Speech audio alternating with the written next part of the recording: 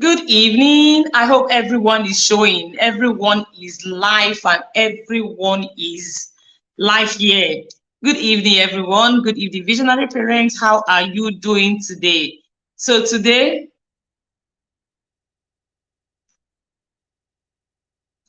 if you are watching us on YouTube, let us know that you are watching us on YouTube.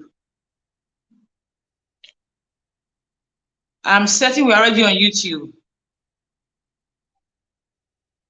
Let me know if we are already live on YouTube. We should be live already. So today is our book review in the Visionary Parents Academy. Yay! And I am super excited because today we are reviewing this book, one of my best all-time books, when it comes to parenting, when it comes to life motivation, when it comes to teenagers, preteens, when it comes to single people, even for marriage.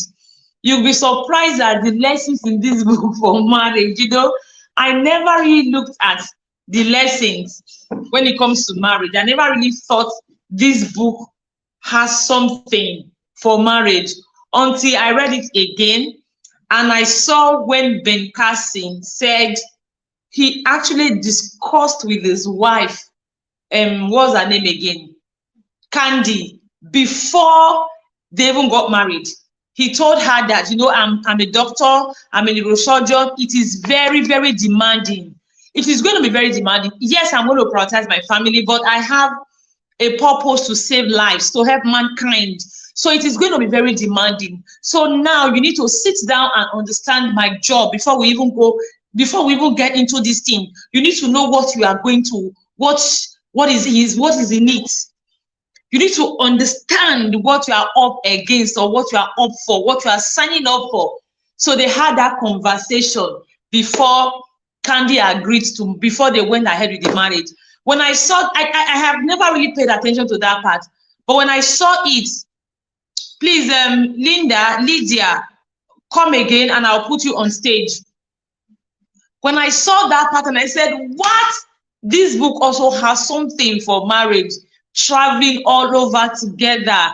Wow, the woman must have been really, I really wish she could write a story of her own and we could read it, how she was able to manage, how she was able to navigate those times. She probably should write hers based on marriage. Why her husband has written his own, she should also write hers based on marriage so that we can understand, how she was able to cope with the demand, having a husband with a demanding job. All right, thank you, everyone. This is brought to you by the Visionary Parents Academy. The Visionary Parents Academy is an academy where parents are empowered. Sorry, I'm just trying to add my co-reviewers to it. I'm not supposed to be reviewing it alone. That was one of the reasons we delayed. I wanted others to join me in doing this review. At least let's have 5 people to review this together. But I'm not seeing anyone. I'm not really seeing anyone. I'm not sure why. So I just go on. So I just go on with the review. Okay, like I always say to you in the Visionary Parents Academy, get a note, a writing material, so that you can take note of what you are learning. We do a lot every day. You agree with me, both in the mornings and in the evenings. We do a lot every day. So what you want to do is please mute your microphone, please. Mute your microphone, please. If you just joined me on stage, mute your microphone. Thank you. I said, have your notes down to write what you are learning. One of the reasons I advise you to do this so that your note can stand against you. When you sit back and when you are not taking action that you are supposed to be taking, you are not taking action. Your note can stand against you. Your note can tell you, see what you have written, you are not taking action. For me, I have 2 notes. I have one for the books we are reading, and I have another one for the lessons we are learning every month. Okay, so today is our book review. If you are here with me, let me know you are here to review the book with me. Let us see your face. Please put on your video so that we can see your face. I have Linda with me. I have Adiola. I have Ofyong. Please, let's see your faces so that we can have these conversations together. The book is The Gifted Hands. We are reviewing it today. We are looking at the secret of Sonya. You know, Sonya. If you have read the book, you will know that that woman actually had secrets. She had parenting secret that many people did not know then, did not know, still know now. How she was able to move her child from being the olodo of the class to becoming the, you know, when I teach my teenagers this, I tell them to become becoming the consultant of the class. Someone who people now come to consult, who people now come to ask, tell, hey, see what I'm going through, what she was able to do. It is what we are looking at today. We are not looking at it just as an interesting story. No, we're actually looking at it to learn lessons. And I tell you, there are very many lessons. Every single page in the book, Gifted Hands, is lesson packed. Every single page. I don't know. I had my own. I was reading one. I do my own because all four of us, me and my kids, we all have. I have 4 copies of the Gifted Hands. Me and my 3 kids, we have. You know, so I was reading. This is not mine. This is actually for my son. If you see my own, you will see that almost. I wanted to like highlight some places that I can go back to. I realized that I ended up almost highlighting everything. So at some point I had to stop. Let me kukuma stop, because I was almost highlighting every single thing in the book. That's how powerful the book is. So before we go into the book, I recommend it. If you don't read it, please go and read it. If you are a visionary parent, you definitely have read the book. But if you are not a visionary parent, please go and read the book. It is greatly helpful. Now, the very first lesson from the book I want to share here is, I absolutely love the start of it. Let's talk about the start of it. If you have the hard copy, you will find the start of it in the hard copy. Okay, is it the hard copy? Okay, no, the soft copy. Oh, I wish it was here. The soft copy. That very first thing the mom wrote on the, we are waiting. That very first thing the mom wrote, you know, that's one. It's not here now, so I can't talk about it. So let me move on to what I can talk about. The first lesson there is when the parents fought, the kids froze and huddled in their rooms. I had to write some of my lessons down so that I'm actually sharing. Unfortunately, I cannot tell you the pages. I wish I could tell you the pages where I got this from. You know, the very first time when the mom and the dad left the house, Carson was all over the place. He wasn't liking it. He really wanted his dad to come back. He was trying to beg his mom all the time and all of that. You know, at the end of the day, after a while, he realized, oh, their home was more peaceful without their dad. So that actually gave him a consolation to settle in. Now, he now remembered that those times when their parents, each time they had argument, not really argument, silent treatment, they knew when their parents were fighting. Even if they don't come out and be all over the place, noisy in the environment, they knew when their parents were fighting because they usually had silent treatment. And according to him, each time their parents fought, it affected them, the children. It affected them. Sometimes they will feel, oh, am I responsible? Are they fighting because of me? You know, and he's used the word, he said they will huddle to their rooms. Now, this is so true. As a parent, when you and your spouse, you are fighting, your children are the receiving end. They are the collateral damage. We know this every time. Sometimes you feel, oh, it doesn't affect the children. Who told you? It's not only shaping them, how they relate to their spouse, it's also damaging them. It is why I say to parents, especially moms, when moms say, oh, I'm not in talking terms with my husband, I'm just ignoring him, using the silent treatment. I always say to them that I don't know how you do it, I don't know how you cope, because the world we are now, you agree with me that a lot of things, the world is just so much. a lot of pressure, a lot of distraction, a lot of things. And then you will not go out all day to hustle. You come back, you will not be able to talk to your spouse. Make it make sense. So who are you going to talk to? So you not keep all that keep all of that to yourself. Not able to have someone that's a safe space. Your home is supposed to be a safe space. It's supposed to be a safe space for your children as well. Your children are supposed to be safe at home. So when you and your spouse are fighting, I tell you, your children don't feel safe. They do not feel safe. Remember, it is not always the one thing you do. It is a mix of all the things you do, or the ones you refuse to do. So if you are here with me, please, I actually wanted us to have this as a conversation. When all of us will gather here, we are here, okay, yes. My background is not okay, fine. So I wanted us to have it as a conversation where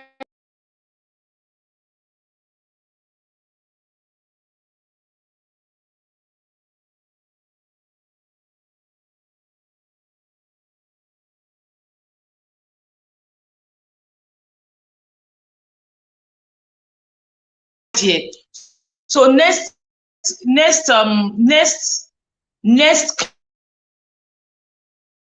class, next review, which will be the last day of February, we are definitely going to have more people here. I can see one, Deola. You are my co-reviewer. Should we wait? Should we pause a bit for you, ma'am? I doubt. I don't know. Okay, so let me go on. I was saying that when you fight, you and your spouse fight. Okay, go on, ma. Hello. Okay, so I'm trying to go to a more quiet place. Okay, let me go. Okay, that's fine. When you get there, please just unmute yourself and you can interrupt me. It's fine. I'll just pause for you. So I was saying that when you and your spouse fight, be very sure that your children are suffering needs. Ben Carson talks about that, how they felt. Your children may not come forward to talk to you about it, but your children are suffering it. Doesn't mean you and your spouse will not fight. Even if the people you see that their relationship seems so healthy, so beautiful. Let me use Pastor Eneche and his wife, for example. When their relationships, or maybe Daddy Adeboye and the wife, their relationship seems so healthy, so beautiful, they will always disagree. There is no way you will not disagree. Now, this is why we, as human beings, we must learn how to communicate. We also must learn how to be emotionally intelligent. If you're in the Visionary Parent Academy, you will listen to the voice note I dropped this morning when I was talking to my children. I was telling my son that you should be lucky you have a sister, because you always have the purpose, your purpose of being on earth. God knows that women will be part of it. Maybe as colleagues, maybe as business partners, maybe as your wife. You all are even mother-in-law, as boss, as subordinate. At one time or the other, you always have girls in your life. It's part of your purpose. So that is why God gave you a sister, so that you can use her as your practice. You can practice with her. So the way she behaves, take it that this is how the average girl behaves. So be ready by learning how to respond to her. You're also learning how to respond to the other very many women you are going to encounter in the journey of your life. So Ben Carson talks about, yes, when their parent fights, they suffered it. Sometimes they feel, oh, maybe I'm responsible. Sometimes they don't even know what to do. They just have to hurry to their room. What am I trying to say? Note that as a parent. When you fight, maybe you are giving silent treatment. You feel your kids are not aware. They are aware. Give silent treatment. They are aware. December, we went to camp, camp in my church. So I was one of the people at the gate registering people to come in. So there was this couple that came in together. I could just tell that they were fighting. Even though the man was trying to calm down, I could tell they were fighting. They were registering their children. The woman will ask, when the man talks, the woman will not respond. When the man talks, the woman will now no response for the man to finish and then start her own, so your children can also tell when you are fighting, and sometimes it's not healthy and it's never healthy for them. Okay. One other major, I think I should just quickly hurry through it so that we don't spend too much time here. One other major reasons and lessons I Hello. learned was when Ben Carson said, Hello. yes, please. Okay, go on, ma. You okay? You talked about, well, what she said first. I think is you are the captain of your ship. Amazing. Yes, that is it. That is it. That whatever happen is in your own hands. Absolutely. Absolutely. Thank you, ma. Thank you. That was it. If you have the e-copy And like I we do, also want to add that about that go very on. part you are talking about. Yes. One thing I learned from relationship with her husband was, despite all what was happening between her and her husband, she never allowed it affect the relationship between the children and the husband. She never spoke badly about the husband. Although she kept too much to herself that it affected her mentally, but she never allowed it to affect. She tried protecting the children against all of that. I think that was why the children also could control it to that extent, and it didn't turn out bad for them. Yes. Yes. Thank you so much. That's part. And you made a valid point. You made a very valid point. You said because she kept everything to herself too much. So maybe that was one of the reasons she had mental breakdown. Because everything, like I was just talking about now, you go out, a lot of things, you experience a lot of things, and you can't share it with someone, make it make sense. For example, for example, I just last week or so I had pineapple, I had banana. Somehow I just, as led by the spirit, I just blended the pineapple and the banana together. It came out so beautiful. And I needed to gist it with someone. I had to tell my husband, hey, come and see the new recipe. So I wonder, so all those things, you just keep it to yourself. You have your victories, you keep it to yourself. You have your struggles, you keep it to yourself. No one to share with your children. And because she bottled it up, she kept it away from her children. I think that was the major reason for her mental breakdown. Thank you for bringing that point. Thank you so much. So what are we trying to say? Good evening, everyone. I can see that all of you that have joined, thank you. What are we trying to say? You must always have, that is why we have therapy. That is why we have counseling and all of that. You must learn to talk and learn to work with your spouse, because they are supposed to be your safest, they're supposed to be your safe place. They're supposed to be your safe place. I can't imagine going out doing a lot of trouble, then you come out, you now carry face again. Abba, what about your mental health? What about your children? It is affecting you, it is affecting your children. So please, in everything you do, make sure you try your possible best to be on the same page with your spouse. Have a common vision. Create a home that is harmonious. I tell people, I say, for your own good. I say, for my own good. If my husband upsets me, I don't carry it on for days. I'm very expressive. I just go and I talk about what you did and everything. We talk about it. Why? So that I can be okay. My head can calm down. Why will I be bothering myself?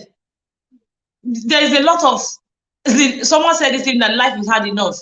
Then you will not deliberately make it harder for yourself. Make it make sense.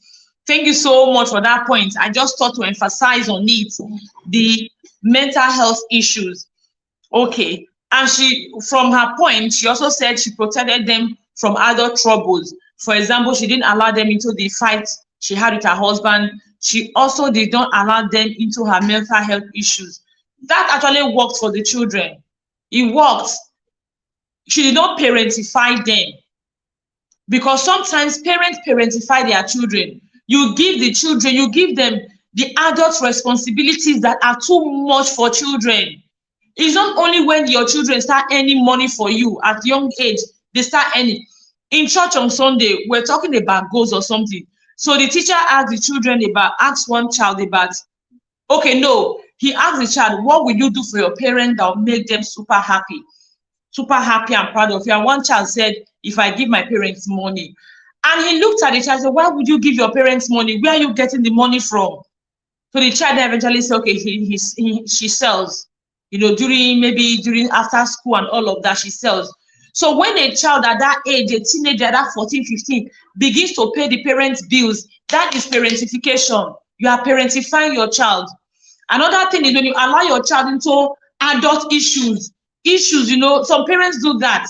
You carry your children, you sit them down, you are talking about your husband, especially moms or even dads, talking about them, telling them all the things they are doing, all the things they are not doing, as if they now become that your friends, they now become your therapist, someone you are pouring your loadings into. You are giving them too much burden for their age. You are parentifying them because you are giving them too much burden. No, it is not right. See, if Sonya Carson had parentified her children, I think they would have been burdened so much mentally. And when a child is burdened mentally, they can't get to their full potential because they are already burdened, they are distracted, they are underperforming. A lot of things, they are angry, they are bitter. They are bitter with their father. The time they are supposed to use to cultivate their own potentials, they will be using the time to nurture bitterness towards their father because their parents have parentified them.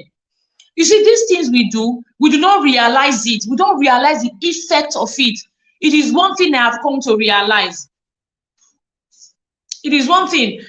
One of the things as a parent coach, I get people reaching out to me for marriage issues a lot.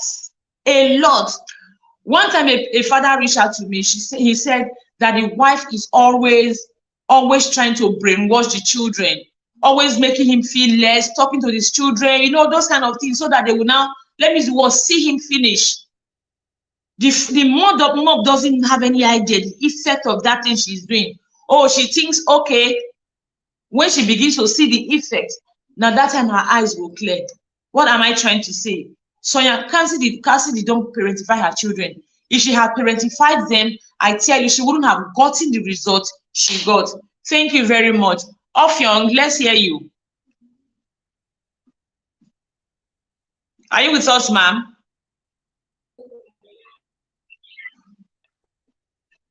Yeah, good evening, ma. Sorry, my background is kind of noisy. That's why I had to mute. Okay, it's fine. Hello, ma. Okay. Can you hear me? I can hear you. I'm sure we cannot hear you. Can you? Yes, ma. I can hear you. Hello? I can hear you. I can hear you. If you can hear her, please drop in the comments that you can hear her. The marital aspect. Are we still talking about the marital aspect of Sonya Carson, or generally her parenting style? Yes, any part any part that ministered specially to you, can talk about it. If you still want to buttress on the marital aspect, feel free to buttress on it.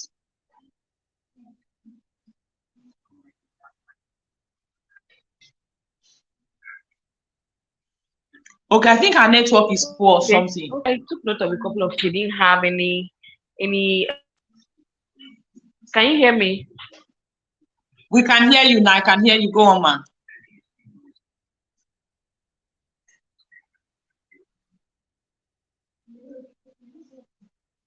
Okay. Why should you hear me? We can hear you, ma. We can hear you. Okay, let me go on while she tries to stabilize her network. The number 3 points I wrote here, she didn't complain or feel sorry for herself about anything. She got She back. didn't complain. She didn't break down under the weight of complaint, constantly complaining. No, no. She knew she worked how many jobs. She Go and show used daddy. terms to feed her children. She didn't sit The down. blouse and the does it really match? Go and show daddy. This one I hear from him.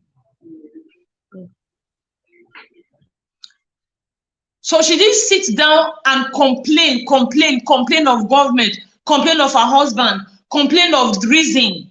She instead, she found solution. She found solution. She needed to feed her husband and her children. What did she do? She got jobs. She worked multiple jobs. She got food stamp. She didn't sit down and start complaining. She did not constantly blackmail her children. I have someone who is not who is a bit close to me. She's widowed. Every time you hear her telling her children, is it because you don't have a father? Is it because you don't have a father? I was telling her one time, I said, because they don't have a father, it can be an advantage, it can be a disadvantage. When I say an advantage, it can be a motivation for them, like, okay, I don't have a father, I'm here, I'm in this world on my own, let me do all I can, let me make an impact, it will be a motivation for them to push. I know I'm not waiting for anyone, because my grandmother used to say, the child with a father, when the father is admonishing the child, the one without the father will listen. So he can let that be his what guide. My dad is not here, he's not nobody, I don't have a father, so I want to make something good out of my life. He can choose to do that.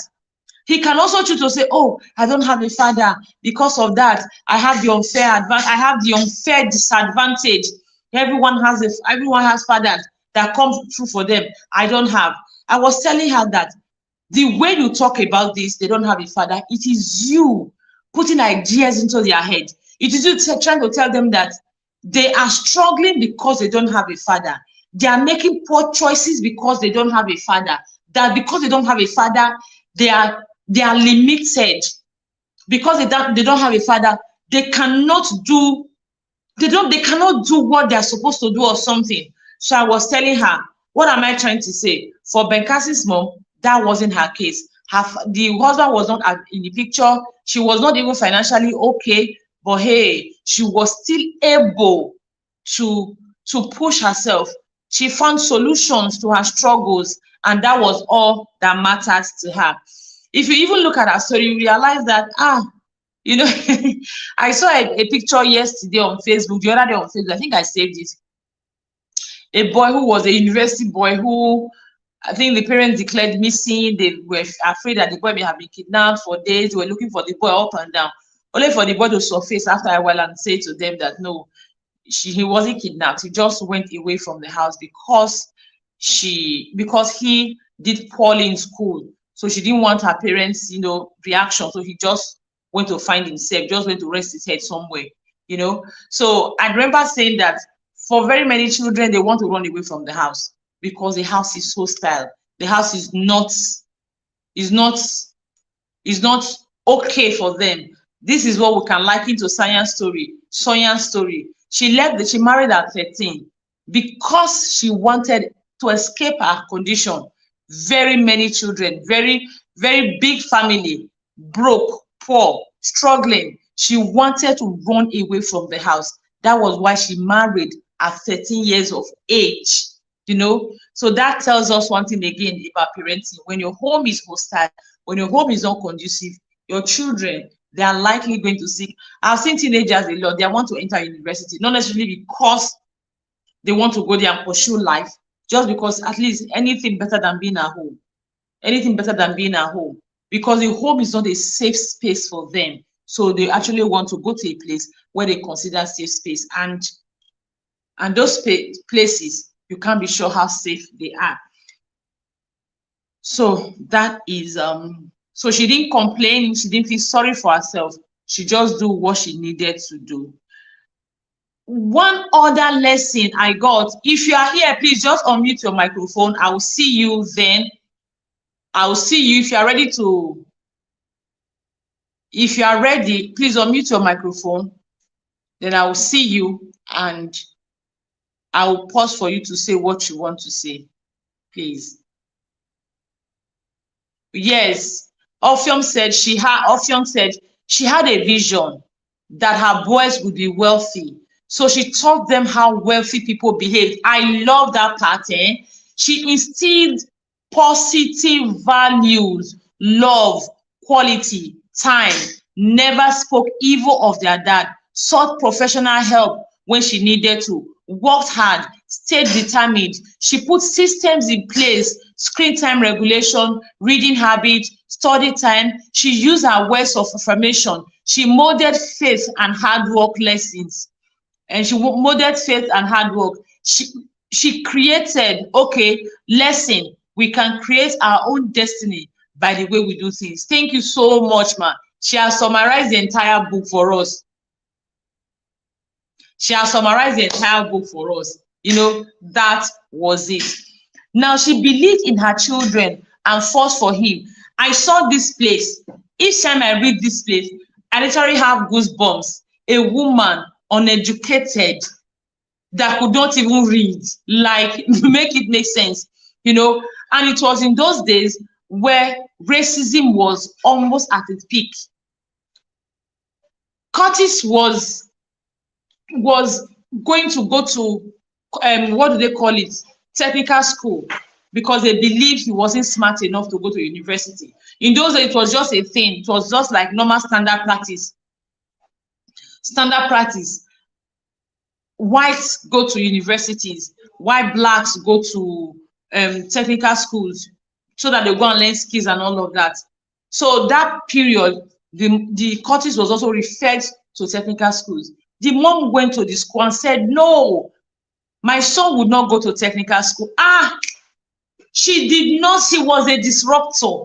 She did not settle for what she did not believe in. She first of all believed in her children. I really want to know how she got that conviction from, where she got that conviction from, what she saw in her children that many people don't see in their children, or many people at that time did not see. Because she must have seen something in her children. Children who were, actually Ben, who was super dull in class, coming zero over. They'll do tests over 30, he will have zero. Over 50, he will have zero, like zero. Not, but, you know, then she believed. She went to the school and demanded that her son be referred to the university and not some kind of skill acquisition center. What? She must have seen something others did not see. I agree. What? She insisted, she went there. What does this tell us? Labeling. Others will see what they want to see. Others will do things based on what they have, what they think they are seeing. But I tell you, as a parent, I believe God gave her revelation. Yes, it's possible. God gave her revelation, you know. So some people will see your child and they will label them. They will call them all sorts of manners of names. But hey, you are the parent of that child. You know, you are the parent of that child. You know the child better than other people know them. You know that, for example, if your child is struggling in school, you know that that doesn't define your child. So I want us to stop settling. When it comes to our children. What we don't want to settle for, we should not settle for it. What don't define our children? What don't define their vision? She validated the hidden potential in them. She called those things that as if they were, God bless you. She called them out. She called them out. One of the tasks we started with this year is vision board for our children. Let me ask, have you started yours? Have you started yours? Have your children started theirs? My children will be doing it in bits. You know, we've done the placement and all of that. Today they took it further to Sorry, my son just came up now with him. Can you see? I don't know if you can see clearly. So this was the carton I talked about. Put cardboard paper inside. This is his picture. These are our family values here. Now this is describing yourself. At what age did you describe yourself? 25. What your typical day at 25 will look like. This is it. So at 25, he has what is this one? What is this? Okay, he has a lot of things. He will see put on it, he will build upon it. So when I was doing this thing, I just said, okay, put it down. When I'm done, I'll put it there. Okay, I was helping them, you know. Someone may come and I think, oh, what is this boy writing? Is it delusional? But I know that if this is what he desires, he can achieve it. All we need to do is to put system in place. And that was what Sonya Carson showed us in the book also. She did not only desire for her children to be great. She did not only desire for them to get to a certain age. She did the work. She put in the effort for them to get to that place where that vision she had. She put in the work. She did not wing it. She did not say, oh, my parents did this when I was doing this. My parents did this. She did not say all of that. She put in the work. One of the things she did there, I actually wrote these things down the way I will talk about them. One of the things she did is she was constantly researching. She worked as cleaner for people who were super comfortable. She will go there, look at their lifestyle, and then she will come back and tell her children, this is how rich people behave. Jesus. Yes, said she put structure to achieve her goals. That is it. She has structure. Her goals were not just, oh, I think it. If you think it, you can achieve it. Those were not her goals. Her goals were practicals. She had structure in place. She did not just think it. She made sure her parenting aligned with it. Aligned with it. That is what we do in the Visionary Parent Academy. I tell you, please be committed. Open your mind and your heart to learn and be committed to it. Be committed. We give you practical. Do them. It may not really make sense to you, but just keep doing them. Keep doing them. I had a rethink yesterday after reading that part. She never labeled them, even when Carson was going off track. God bless you. Her emotional intelligence, absolutely. She never labeled. Nah. We never had, instead of her to label, she would tell them that you can. You haven't just pushed yourself enough. I don't know if you read that part where she would tell them you can. You haven't just pushed yourself enough. Then she will now teach them, okay, how to go about it. I remember the part where she gave Carson timetable to read, to memorize. And Carson was not like, how can I know? You know, children can do that. Oh my God. They can do that. Before you say one, they started explaining, and they are saying 2, 3, 4, 5.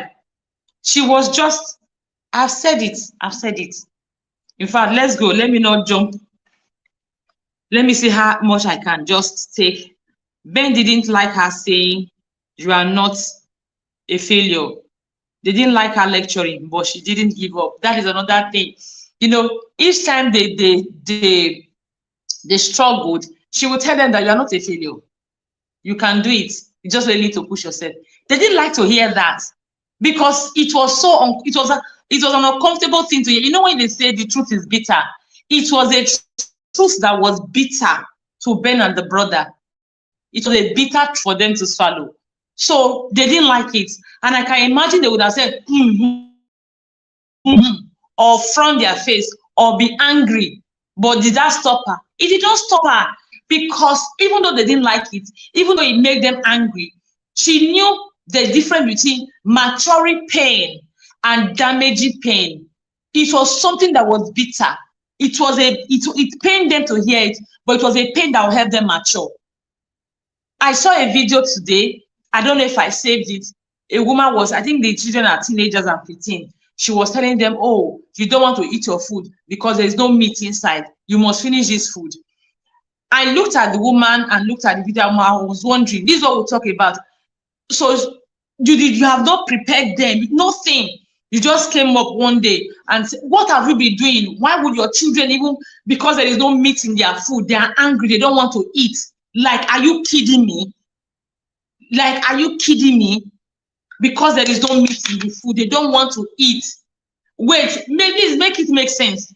I always wonder, how do some people get to the place they are? How do they get to the place they are? Like, make it make sense. Which road do you follow? Okay, so what was I saying? There are pains that are maturing pains. There are pains that are also damaging pains. So when you give a child a no, it's not a damaging pain. It's a maturing pain. When you give a child, you insist, you are firm with your boundaries. You are not a failure. You can do it. No. No, you can do it. You just haven't pushed yourself enough. No, push yourself. Problem solve. Like sometimes when my kids ask me questions, I just look at them and I tell them problem solve. My daughter came yesterday and said her bathroom was blocked. It was not flushed. It was not, her drainage was blocked. Why was it blocked? It was blocked because she removed that, you know, that thing that sieves the water. She removed it. And this is someone that has hair, and her hair breaks sometimes. So you now remove it, you bathe, and you wash it on top of it. I just thought that is a problem. What are you going to do? Think about the solution. Did she like it? Oh, she did not like it. She didn't like it, especially at that time. It was time for, I don't remember what it was time for. So she didn't particularly like it. But hey, was I going to care about her not liking it? No, because it was not a pain that was damaging. It was a pain that was meant to mature them. I was telling a friend this evening, I said, my children, when they this morning, we're talking about children generally, and I said, my children know, we've agreed, when they prepare in the mornings before 7, they prepare by 7 a.m., then we have our prayers and everything. By 7:10 we are leaving. I will drive them to school. But if anything later than 7:10, we'll walk to school. I will not drive them to school. And she was looking at me, I was like, how does it make sense? When they are early, you don't drive them to school. When they are early, you drive them to school. When they are late, they walk to school. Make it make sense. And I told her, I said, yes, for me and my children, I believe that I always teach them, everything I do teaches them life lessons. They are learning. Life will support what you are doing. Opportunities will support what you are doing. You know, that was why Judas Iscariot was the one that was, because he was greedy already. Is it, what do these people call it? People that don't want to call it God. They will say, is it nature they call it? There's something they call it. The universe. The universe will support it. Like Judas Iscariot, he was always greedy. So because of that greed, the universe supported his greed to betray Jesus Christ. So my children, they know that life generally supports the path you're choosing to take. So me, if I'm supporting whatever you are choosing to take. So if you say, oh, I'll go to school early, I support you, I help you get to school early. But if you say, oh, you are dragging your feet, it simply means you want to get to school late. I will support you, I will help you get to school late. You know, and the woman was telling me, it's because don't you know that when you get to school late, you are going to pay 1,000 naira. And you know the funny thing, you will not pay that money to the school. You will not go to the school and pay that money. You will go to the bank and pay that money. After paying the money in the bank, you will now bring the teller to the school before they will allow you enter. I said, good and fine. It's on them. It's not on me. So why will I not help you pay your money? You know, you choose to be late because you have an alarm that wakes you. You choose to be late to school, then you bear the consequence. Now, someone may say, this doesn't make sense. You are mean. No, there are pains for maturity. A parent was telling me one time, the child attends my children's school. You know, she was talking about, in fact, no more than one parent, but this particular one, let me share because I worked with her in a way. So she was talking about how her son She will always, 50 years, she will always have to wake the boy every day. The boy will be dragging his feet and be angry and be doing all of that. It's always chaotic.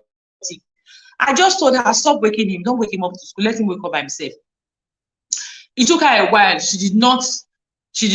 After she took her a while to do it. Week 1, she didn't, but she couldn't do it. Week 2, she now decided.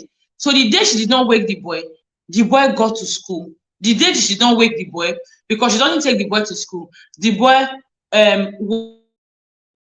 walks to school. So the day she did not wake the boy got to school late. He couldn't enter. He had to use his money, his lunch and breakfast money that the parents gave him. He had to walk to the bank, and the bank is very far from the school. It took him 30 minutes to walk the bank. He had to walk to the bank, pay that money, walk back to the school, present the teller, and then he stayed hungry for the day. That was the last day this boy walked late to school. That was the last day this boy woke up late. Another parent was telling me has just a similar experience. The same thing. This particular parent, his child enters a bike to school. So the child got to school on bike. He was late. So he had to go to the bank to pay. But I think he entered the bike to the bank to pay. So he paid. By the time he paid the 1,000 naira for late coming. He paid the bike fare. By the time he got back to school, he didn't have any money again. He came back to school. He walked back home. When school closed, he trekked back home and he was hungry. That was the day. She now told me, since that day, this boy wakes up before everyone. He dresses up and he leaves the house before everyone. That is pain, maturing pain. It's not a pain there's a difference between a pain that damages the child and a pain that helps the child mature. So if these pains were not available when we were growing up, we would have been a different ball game. So these pains are not very available now. We need to create it our own. Let our children mature so that they are not entitled or they are not liabilities. Okay, so what was I talking about? I was talking about each time the mom reminded them that, oh, you are not a failure. You are not a failure. They didn't like it. They didn't like to hear it, you know. It was the bitter truth they didn't like. But did she stop? No, she did not stop telling them that they were not failures. She kept telling them and kept reminding them.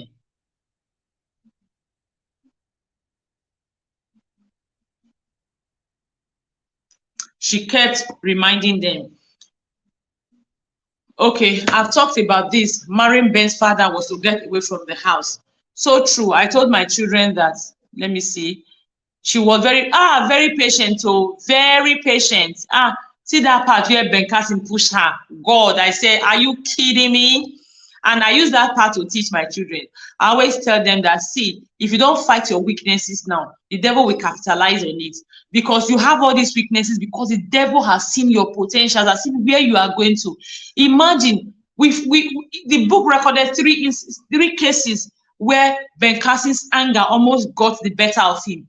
The first time he punched a boy, was it the nose that broke? He broke the boy's nose or something. The other time he almost pushed his mom. And the last time when he almost used that knife on his friend, I was always telling my children, now imagine if in those cases he had succeeded in maybe killing someone, what do you think would have happened? He would not have become the neurosurgeon, the blessing to this generation. He would not have, I have how many of his, because my daughter likes him a lot. So I have a couple of his books. Take that risk, think big, you have a brain, the big picture. This one, I think we have up to 5 or 6 of his books, because yes, I think we have up to 5 or 6 of his books. Think big, the big picture, we have them. So I always tell them that he wouldn't have been all those many people he saved, because your destiny, you are here for a purpose. There are people whose destinies are tied to you.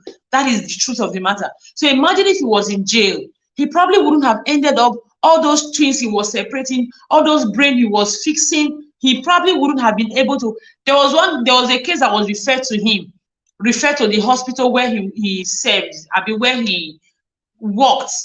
A case that was referred to the hospital, and he was the one that attended to it. It was actually because of him. Because of him, people had confidence to come to the hospital. So imagine if he was not in the picture. Imagine if you had allowed anger to take him away. What do you think would have happened? So I always tell my children this, that see, The devil has seen your future, seen what you are meant to do, what you are designed to do, what you are going to achieve, and the devil will use your own weakness to fight you, to bring you down. You know, it's just like you are trying to you are fighting someone. You want to bring the person down. You tell the person's weakness. Maybe you have someone who, you call the person names that will affect the person, that will demoralize the person. And those things, when you succeed, that person will feel unhappy. That's exactly what the devil does. He takes your weaknesses, those things against you, to fight you, so that at the end of the day, you cannot achieve your full potentials again.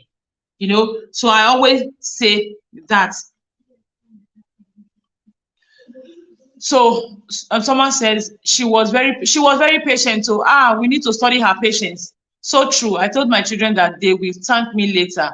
They will thank. Why won't they thank us later? They don't. They will. When they sit tomorrow, they look back. They will laugh. They will remember how we guided them, how we talked to them. They will now realize that what they are calling noise now is actually care. It's because their brains are not well developed. Their brains are not well formed. A lot of factors are actually why they don't understand. They can't relate. But a time will come, they'll be able to relate. Okay, I talked about Ben's mother marrying to get out of poverty. One of the things, again, I picked, I think I have about how many pages? I think I should just, it's a lot. Another thing I picked, the need for a community. The need to have people you can work with. People you trust. People, the need to have, they say parenting, it takes a village. The need to have a village. So wherever, actually for parents who are not in Nigeria, I always encourage them to have a village. I know they will say, oh, everybody is busy. It is not easy. Nobody, especially Nigerians abroad, nobody wants to. It's not as you think. I know everybody is busy. But even in that busyness, you can be super intentional. You can go to a church and have a community. Carson, for example, the mom, when she had her issues, she was able to take her children to her neighbor's house and then another time to her relative's house. If she was all by herself, if she had nobody, where would she have taken her children to? She would have left those young children in the house.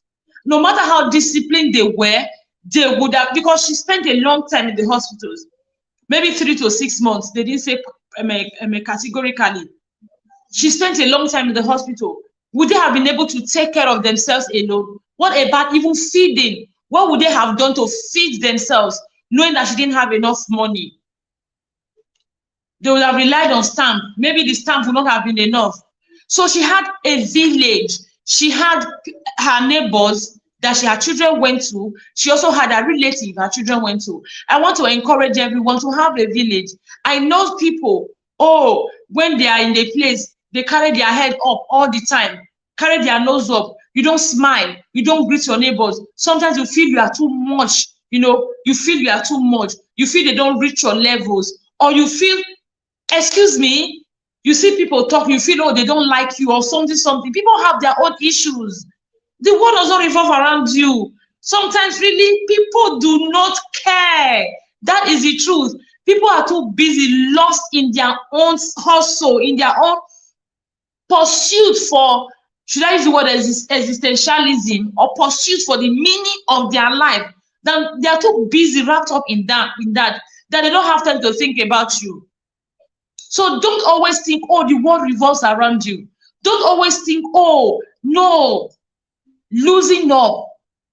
Have a community, have a village, people you can bank on, people you can relate with. I remember one time, I've shared this in the Visionary Parents Academy before. I was in Lagos before. When I moved in here, so one of my neighbors was telling me, these people, they and your husband, they have issues and all of that. I told her that, well, that is for my husband and that is for them. It is not me. It is not me. These are the people that are going to be my neighbors. We are going to live here together. And my husband is not always around. So I will say, because he has issues with neighbors, I will not dread to have issues with neighbors. Of course, it's my husband's place, so he has relatives here. But the relatives, they are far up, they are far away. They are far. Some of them I have to drive up to 10 minutes, 15 minutes to get to their house.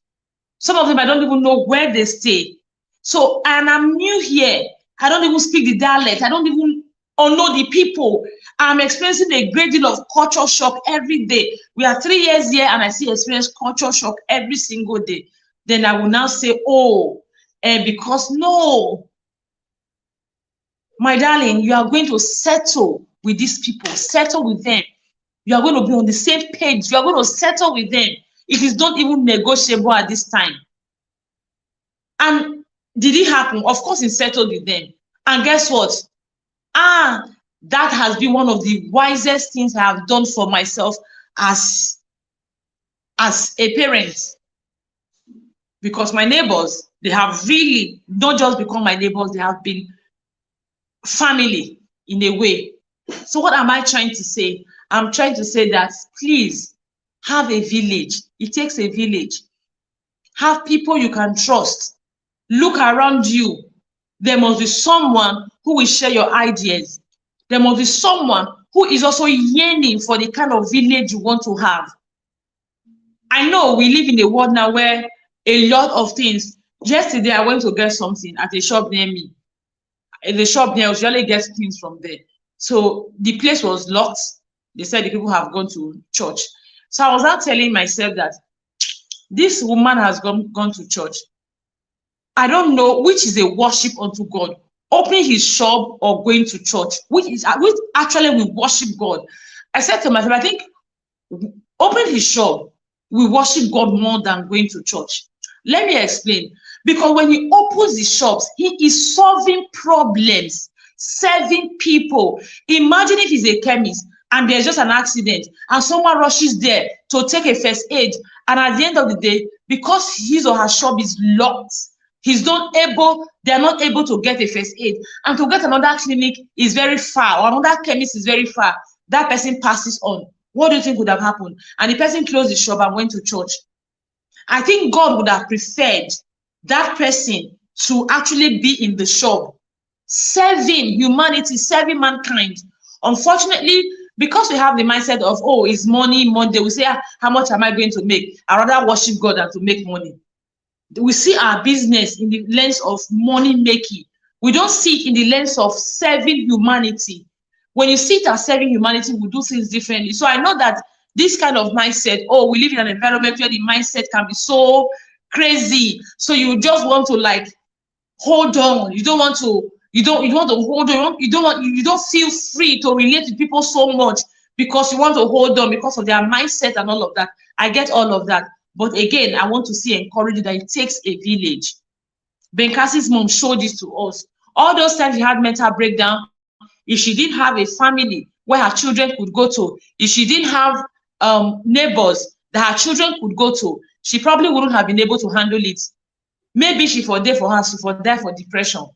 So please, okay, let's go. Somebody said, true. Okay, somebody said, she made them not to see wrong in people because everyone is wired differently. She made them to cope at all stages, relate well with those they don't even like. Absolutely. There was never a time, even in those eras where racism was at the peak, people were talking about racism and all of that. She never ever made it an issue. She never talked about it. She never made them feel that the color of their skin was a limitation. She never made them feel, no, she never did. I remember when Charlie Kirk passed, they were showing a lot of his videos. Then one black boy said something that was asking Charlie Kirk if Charlie Kirk knows about generational pain or something, talking about the days of the slavery, how that mindset is still coming to play now. And Charlie Kirk told him, no, you choose to carry on that generational curse or something. You choose it. It's a choice. It is not like, oh, this generational thing is compulsory. People face it. Not everyone face it. I mean, if everyone faces it, people like Ben Carson, they probably wouldn't have been where they are today. So yes, that is super true. The mom did not make them feel less, did not make them feel inferior. No. Maybe sometimes she will have her doubts. Sometimes she will also realize that, okay, coming from this kind of family may have done harm to her. Or maybe if she was white, she probably would have enjoyed a little more of white privilege, which I believe will be more available that time. She never ever made them even think of that, nor see that. Okay, if you are not in the Visionary Parents Academy, this is brought to you by the Visionary Parents Academy. One of the things you do every month is you read a book. And this month we read the book Gifted Hands. And today being the last day of the month, we are reviewing the book. We are taking lessons from the book.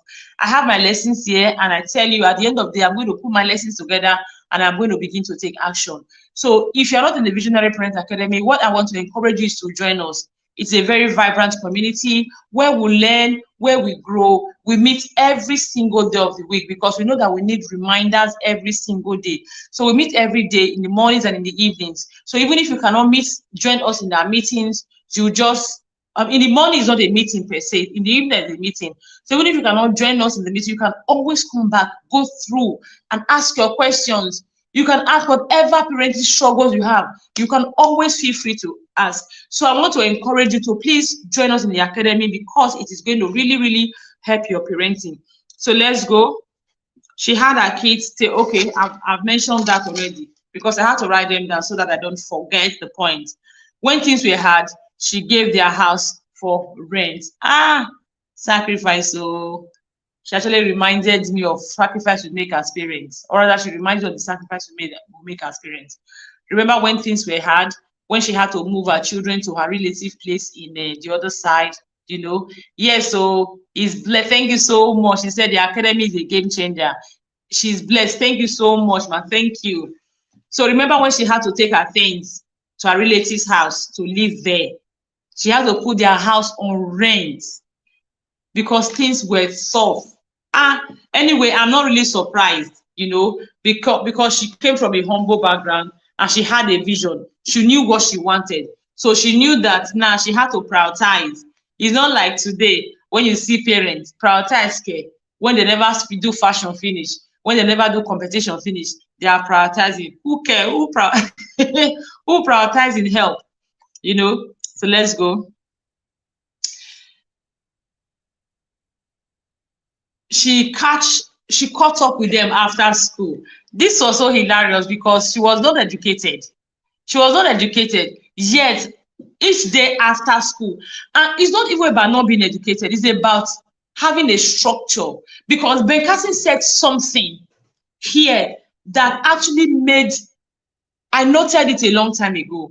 He said the mom would come back every day if she returned from school and they were still awake. He would ask them. She never failed to ask them how school went, how their day went. She never failed. Guess what? That was one of the things that shaped Ben Carson's mindset, that made him realize that education, going to school, was super important. The mom did not just say it, oh, go to school, oh, do this one, see what rich people do. She actually put in the work. Even when she was super tired, she will still ask, how did school go today? They will still tell her. So prioritizing her well-being, prioritizing her health, prioritizing all that over school was enough to drive home the message that school is important. So if this woman that is super tired, she has not even eaten, she has not even bathed. Sometimes she doesn't even bathe. Sometimes she doesn't eat to bed because she's super tired. Yet, above all of that, in the midst of all of that, she will still ask me, how did school go? It simply means that school is more important than even bathing. School is more important than even eating. School is more important than even resting. I always say these things that, see, it's not about telling our children what to do. There is something called an atmosphere that nurtures whatever you want to see in your children. An atmosphere that nurtures what you want to see. If your atmosphere does not align with your expectations, it is 0 over. I said to parents, you want your children to know that school is important. You have school fees to pay. Then you have a shebi to buy. then you will not prioritize that she be buying over school. What are you telling your children? Then tomorrow you are wondering, why can't they make wise decisions? Why can't they do what is important? Because you only said it was important by words of mouth. You did not show it. Your atmosphere did not reflect it. Because they should know what is important on a scale of preference. On a scale of preference. It is why I say to parents, even December, I say, if you know you have not paid school fees, don't buy Christmas clothes for your children. If you know your school fees is not sorted for the second term after Christmas, don't buy Christmas clothes for your children. Parents that buy, I say it. People say, oh, Christmas cloth is once in a year. School fees is this. It is not about Christmas clothes because your children have clothes to wear. It's about just telling them what is important by your actions. They are seeing it. You buy the shoe. You buy shoes for your children. I remember when I was in Lagos, I was teaching. There was a school I used to go. Was it on Thursdays or on Tuesdays? Because I used to teach manners and etiquette to children around schools in Lagos. So there's a particular school I used to go, and one day I went there. That was the day I learned that among the Yorubas, when a woman gives birth, first of all, they use beans. I think ewa going or something. That is what they used to come and announce birth, that a woman has given birth. You know that they are native beans. They cook it, they bring it. So when they bring that beans to you, they are telling you that, oh, my wife has given birth, and the naming ceremony is in 8 days. That was when I realized. I never even knew something like that existed. So when that particular woman, she brought beans to tell them that the wife had given birth. The wife had given birth that the 8th day is naming ceremony. On the day of the naming ceremony, they blocked the road. Vehicles couldn't pass. They had to be using alternative road. Yet the woman was owing the previous term, part of the previous term school fees, and the new term school fees she was still owing. So what are you trying to tell your children? Blocking the road, doing party is more important than education, and you say you are telling them that education is important. Make it make sense. Make it make sense. Because you are not convincing them that is important. She created a structure and family rules, yes, to enhance their performance, and they adhered to it even when she wasn't at home. Absolutely. I always love that part. Even when she wasn't at home, they adhered to it. Ben said they don't know why. Somehow, they just, I think they loved her too much to disobey her even in her absence. They don't know why, that it never occurred to them to disobey her even when she was not available. Even when she was not around to monitor them, it never occurred to them to disobey her. They care too much about her for that. Okay, let's go. Her concern for education impressed on Ben.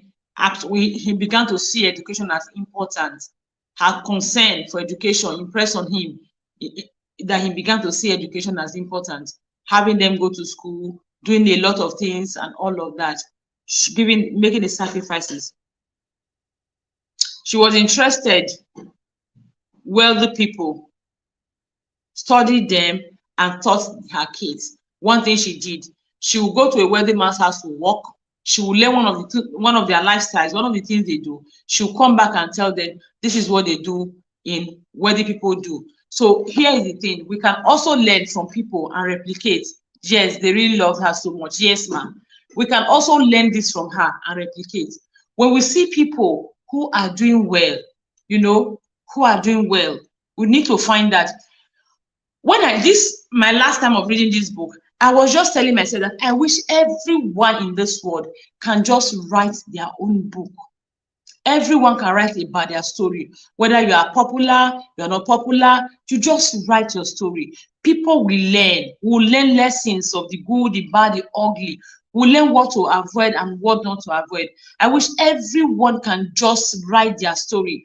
This book made me start thinking about that. So what am I trying to say? She was interested in people. She had a vision. She wanted her child to be in a certain way. So that particular way she wanted her child to be. She did not just relax. Oh, I will do it. They will get there. She was studying people that were already living that life. People living that life. And then she will study them. She will learn one or two things. She will come back and share with her children. I went to this man's house today. They are very rich. This is what I met them doing. She was studying success and coming to replicate. Is one thing I actually want us to do. Look around you. You have a vision for your child. There is definitely someone who you can learn from, who is living that life. I was telling my teenagers in church on Sunday that, see, many times on Facebook, we say, oh, people are living fake life, fake life, fake life. But the truth of the matter is, fake life is because there's already an original life. There's an original life to be lived. People are really living the original life. So some people are copying them. So you see those things you love, you admire. People are living the life. Not everybody is fake.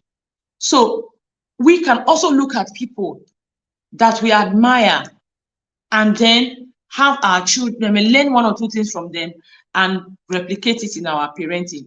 Sonya never compared her son with the classmate. No, she never. Even when her son was carrying 0 over, oh my God, I can never stop laughing. There's one incident that actually made me laugh a great deal when he said that the classmates, the teacher gave them a test. The teacher asked them how many he scored. He now said 0. The way he said 0, I think, sorry? 0. Okay, he said none. God bless you. So my kids actually, they are there. He said none. None, it now sounded like 9 in the ears of the teacher. So the teacher was so excited. Ben Carson, you got 9 today. Before the teacher could say something, the seatmate had said, none, you know. Even when the teacher now tried to hush the seatmate, the teacher couldn't, they already have heard and they were already laughing. Each time I read that part, I just can imagine. And then he now said, that moment he felt super lonely. This is what I always tell parents about. Our children go through a lot every day in school, whether intentionally or not intentionally. They go through every day in school. They go through things every day in school. Their classmates, their teachers, even just things. They just go through things. It can even be sport. The other day, I went to pick my kids from school. My son was telling me that he doesn't enjoy playing football in particular. They don't like to pass. He's just running around the field. It's as if he's sidelined. So he doesn't like it.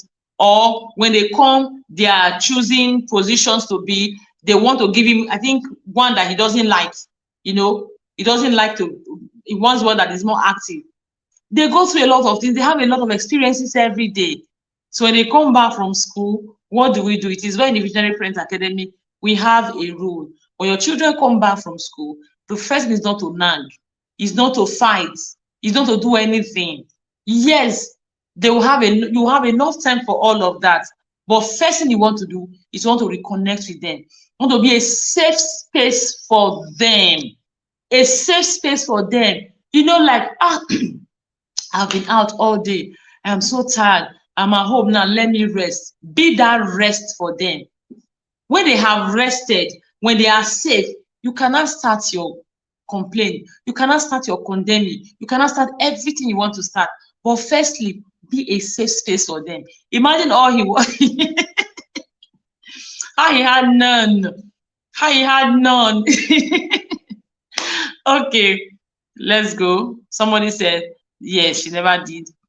So she kept declaring that they were smart boys and her confidence in them nudged them to start believing. Yes, absolutely true. You know, there's something I always say. This is not even in my material. Thank you so much for bringing up this thing. There is something I will always say. Confidence, right, does not happen when you start telling somebody, oh, you tell your child, oh, you are confident. Or you tell your child, oh, you can do everything you set your mind to. It doesn't make your child confident. Let's look at what Sonya did. Sonya did. She told them they could. She affirmed them.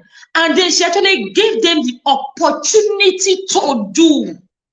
So she told them they could. You can be better. You are not a failure. Push yourself.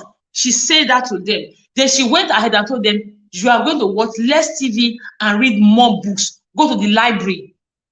Because she told them you can do anything you set your mind to do, she now pushed them to do what they set their mind to do. See the timetable. Even when Ben said it, the timetable, she told him, I have said my own. You are reading it because you can. But what we do as our parents, as most times, is we tell our children they can do anything they set their mind to, they can. Then when they actually want to do it, what do? We hover around them. We do not allow them to do it. By the time you say they can, you don't allow them, you are not making sense. It's not balancing.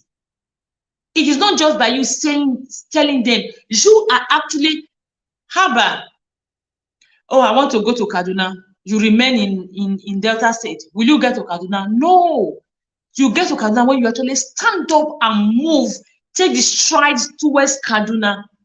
So you tell your children you can, and then you wrap them around bubbles. You are spoon feeding them. You don't give them that room to stretch themselves. Make it make sense. It doesn't make sense.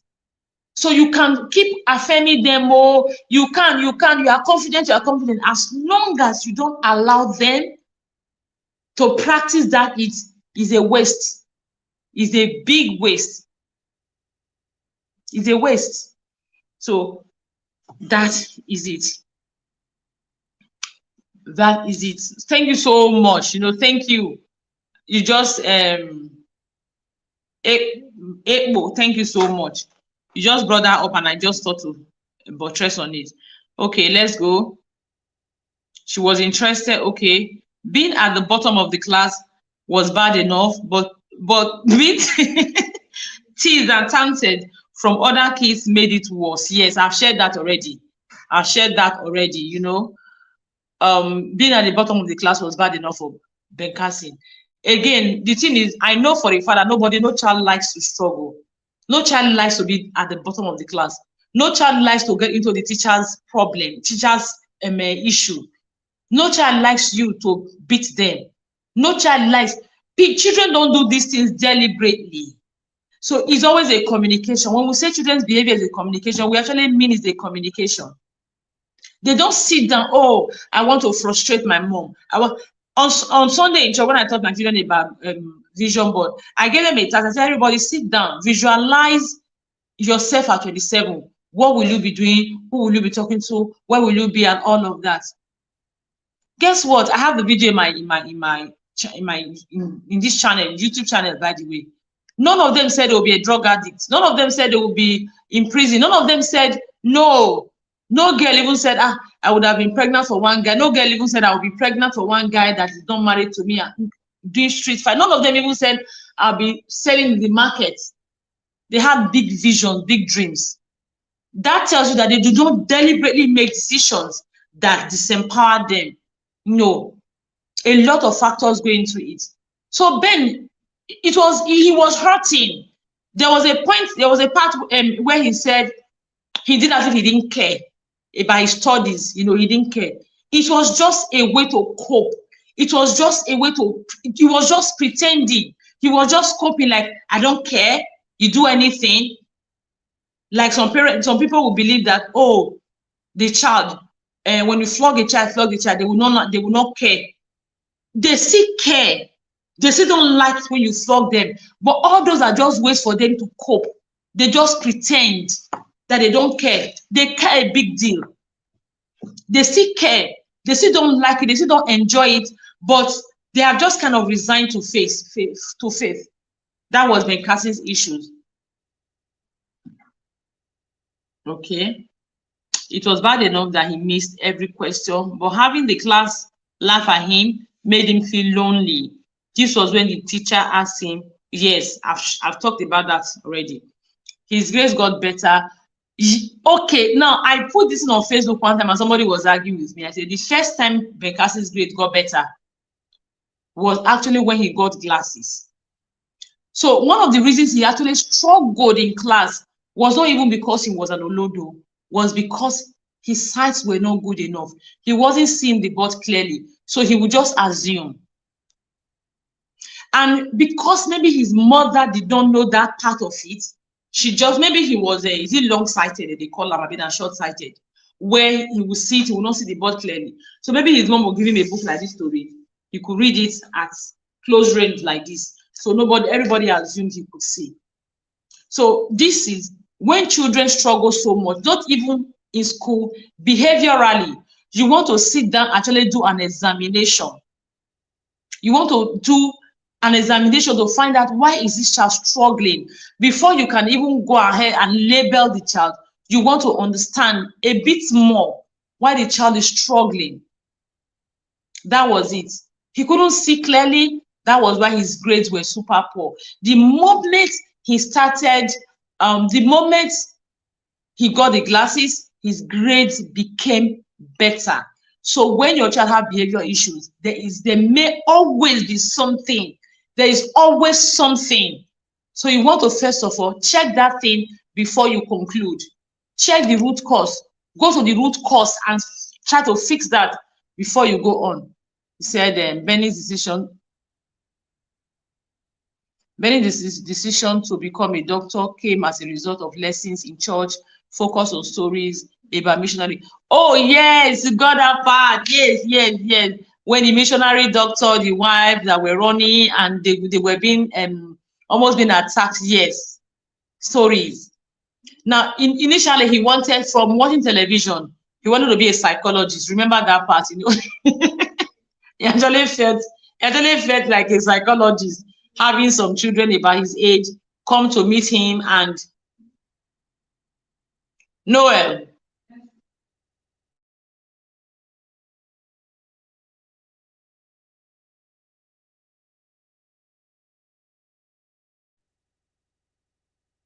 okay, so becoming a psychologist, you know, that was his first thought. And his brother, oh, I don't ever forget that part where his brother was buying him Psychology Today. Oh, siblings. Oh God, I really wish time has gone. Time has gone. Hey, please just go and read the book. I wish I can explain everything in the book. I wish I can from the beginning to the end. Read the book, please. His brother was a role model to him. His brother bought him his first book on. His brother did not even have enough money. He was able to save and sacrifice because he knew that Ben liked and wanted to be a psychologist. He would buy Psychology Today for Ben. And the Psychology Today was even too much for Ben, but he was just still struggling to read and follow. You know, his brother was his major inspiration. His brother. Remember when his brother joined what is this thing called in school? Military in school. And he was encouraged. I hope we get there. Okay. Let's go. His grade got better when he first got glasses. Yes. His grade moved from F to a D. His grade moved from an F to a D when he got these glasses. A D was hope for him. Yes, his mother encouraged him to. He got a D. He moved from an F to a D. So that was already confirmation that, you know, something like, I always tell the visionary parents to use experiences to teach our children, our experience, people experiences, and everything around us to teach. Now, when he got his glasses, so he moved from an F to a D. It definitely was a super teachable moment for his mom. Like, I told you you are not a failure. I told you are smart. I told you can. Imagine, so your glasses has been the reason why you've been dragging your feet. I told you can. Now that the glasses are out of the way, you can. I just imagine that scene playing out in my head, playing out in the family, you know, teachable moments. But he didn't say the mom used that anyways. I'm just the one saying definitely it would have been a motivation. Because the glasses now came and he could see, he will now have more confidence in himself. Because one of the things I say to parents is that confidence, if you want to build confidence in your children, give them rooms to win. Yes, we increase their expectations, we stretch them, but give them rooms to win. When somebody wins, naturally, you are more self-confident. Now, this is why I never understand when parents, they have struggling children, they will see your child is struggling enough. Then you are now pushing your child, over pushing your child in school. Maybe you have a 10-year-old who is struggling. That 10-year-old, what is he doing in JSS1? Because at the end of the day, do you know what happens? The classmate will tease, the teacher will tease. Even you as a parent, you have a headache because you employ a private teacher for the child. You will take your time to teach, and the child will still not get better. You will have a headache, and the child will already be feeling bad. What is even wrong with me? Why is everybody? Why am I the only one? The child will feel bad already. So when children win, that winning alone gives you the self-confidence. You know how it is now. Maybe, let me give you a practical example. You are in a marketing firm. You work for a marketing company. The first day you go out, you get a client. You have won. That makes you say, oh, maybe this is my calling. This is what I'm called to do. It will give you the motivation to keep. So even if you see a client that looks big, you are motivated because you have won before. So you will believe that you will win. You believe it's your thing, is what you are called to do. So that will motivate you. So winning for Ben, getting those glasses that made him actually see clearly and then improve his grade was enough motivation for him. So again, allow your children win. Allow them opportunities to win. Okay, we talked about that. For the mother, it was not enough to do better. She actually formulated a plan. She asked him to memorize the timetable. She created a structure, removed the distraction. She told him to learn them every day and not to get out to play until. Okay, this month, February, starting tomorrow, we are structure. It's all about structure for us. So I'll keep this part until we are talking about structure. How to create a structure, an effective structure in your home. You can see what the mom did. The mom, because your structure had to be tied to your vision, your goals. Your structures are not just something you just come up with. No, you must have a vision and a goal for your structure.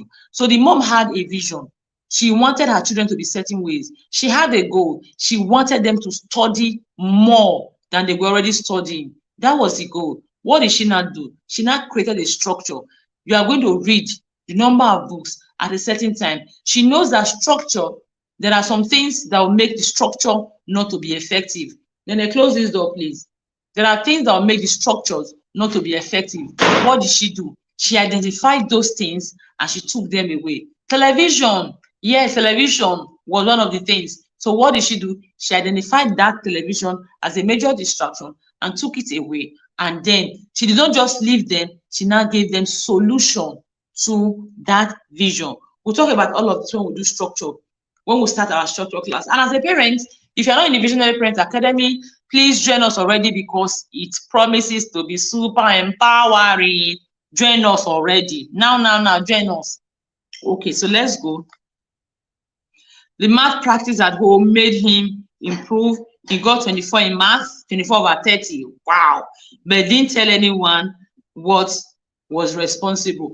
This particular part is for children. It's for children. I always say to my children, you see, you have classmates, you see people around you. They come to school, they play all over the place, jump. You join them to play, to jump all over the place. You do not know what they are doing behind. You don't know what the effort they are putting. You will just, they can even come and tell you, oh, they watched this one, they did this one. You do not know the effort they put behind. You don't know what they are doing.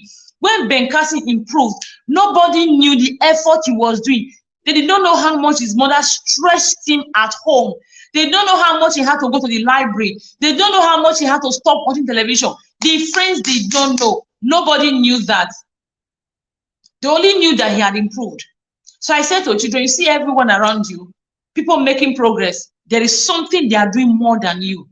You are not in a competition with them, but just know that their life is not, they are not just, you play in school, they careless with their tongue, they do a lot of things. You don't know their homes. You don't know the structures the parents have put in place. You don't know the extra they go through. You don't know, you have no idea how much they are pressured to do better. So you come to school, you just join them and be gallivanting, doing anything. Then you come back home, you want to continue in that spirit. Nah. And at the end of the day, you are wondering, hello, we all play together. Nah. Okay. That's for teenagers and children, though. The bad practice, okay. She greatly minimized TV for them, told them not to watch TV, but spend the time going to the library. Yeah. You must give it, you must say, there's one song by Whitney Houston that said something like a yes to something and a no to another thing. I don't remember. When you say yes to something, you are saying no to another thing.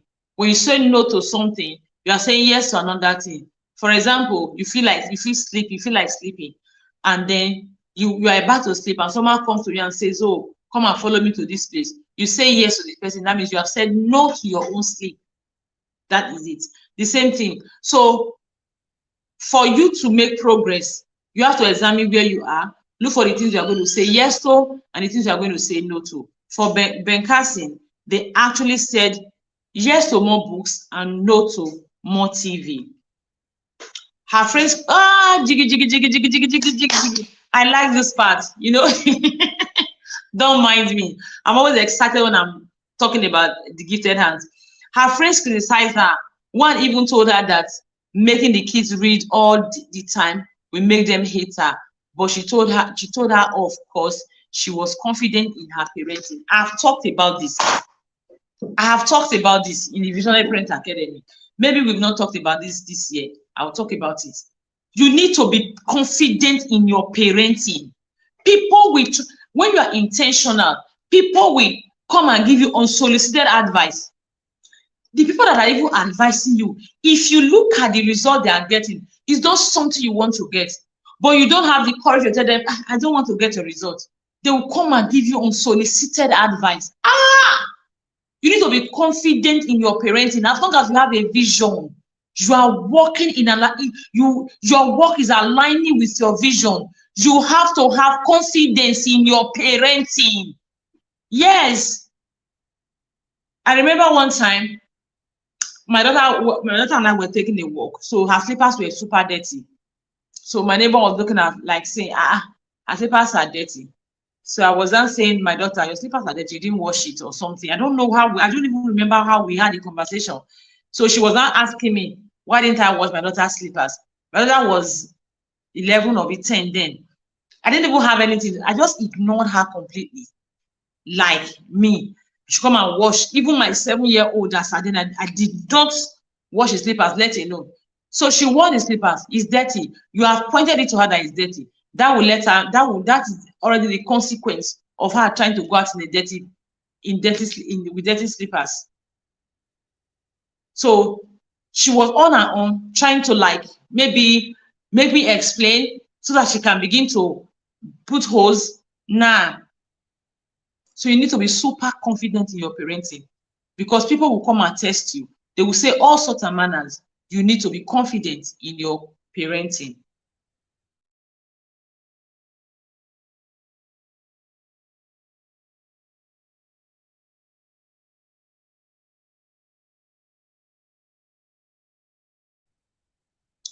So I'm saying that you need to be super confident in your parenting. If you're not confident in your parenting, people will dictate to you. They will tell you all sorts of manners. You will see yourself picking up random advice. You take A today, you take B tomorrow. You'll be doing mixing parenting. So be confident in your parenting. As long as you have a vision, as long as you have identified what you need to achieve your vision, be confident in your parenting.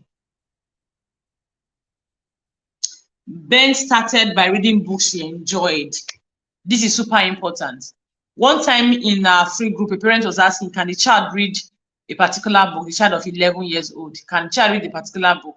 And I said to her, if your child has a foundation, loves to read previously, why not? He would love to read it. You have built the foundation. If your child doesn't have the foundation, then your child may find this book find them boring. She may find them as chores. So what you want to do to start children, you start them with books they will enjoy reading, topics they will enjoy reading, simple books.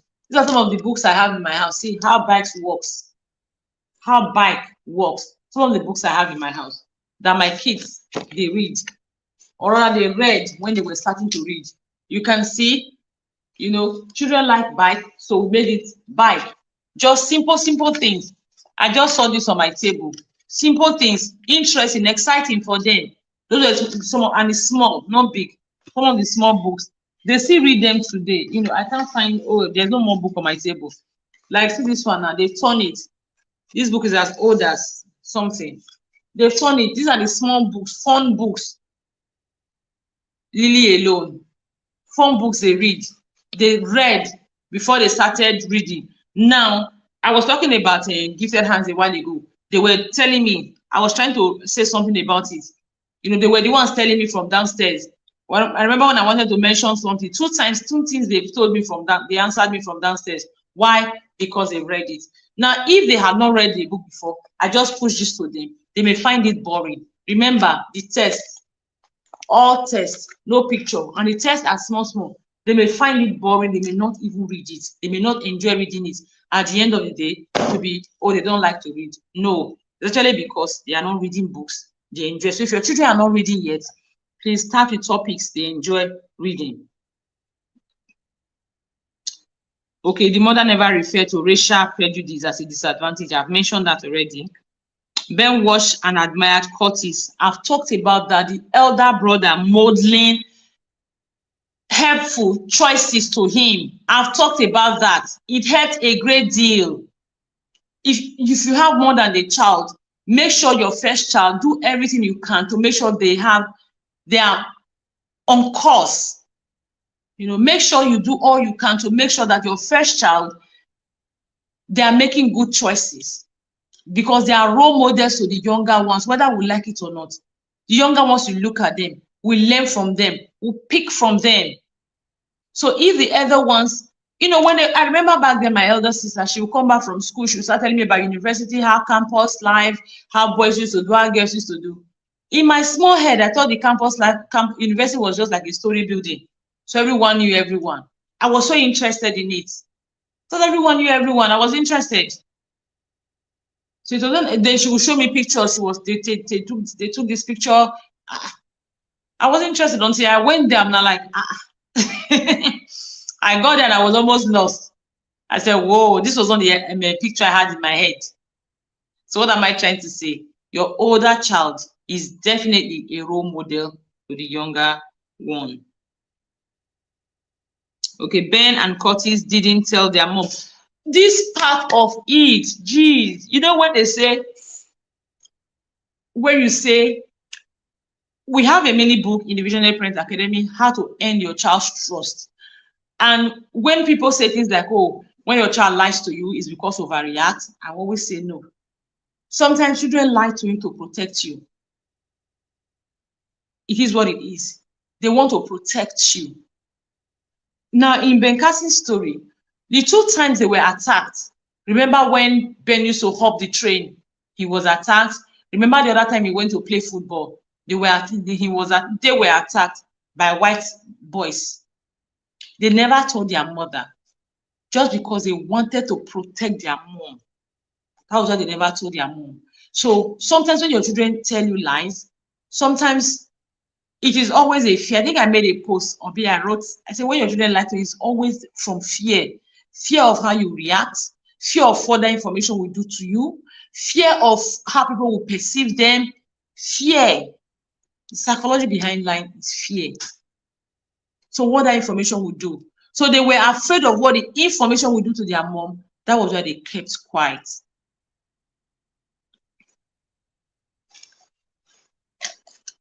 Oh, I think we have spent over 1 hour here now. We have even spent over 1 hour, 30 minutes. I don't know if we are still, if the energy is still there for us to go on.